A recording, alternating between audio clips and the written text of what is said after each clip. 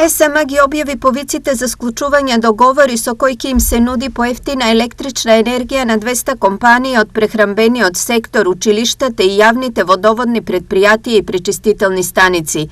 Во одлуката која владата ја пренесе претходно се вели дека на ЕСМ ќе му бидат префрлени 216 милиони денари за прехранбениот сектор, 185 за комуналните предпријатија што работат со вода и 68 милиони денари за училишта.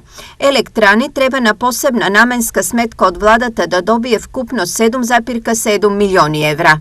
Склучените договори за снабдување со електрична енергија помеѓу потрошувачите и ЕСМ продажба се за временскиот период додека трае кризната состојба во снабдувањето со електрична енергија, односно со 30 април 2023 година. Во овој период потрошувачите ги ставаат во умирување договорите за снабдување со електрична енергија, за кои ЕСМ продажба не превзема никаква одговорност. Се вели во повикот.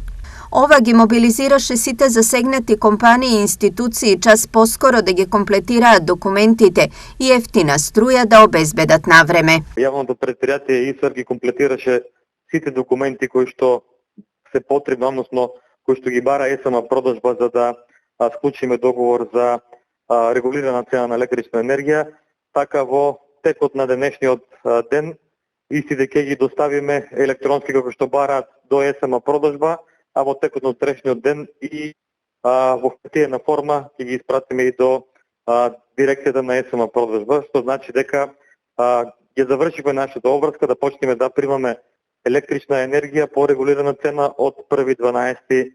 оваа година. Владата исто така им забрани на јавните предпријатија за улично осветлување да купуваат струја од регулираниот пазар, а Евана ќе треба да им ги раскине договорите.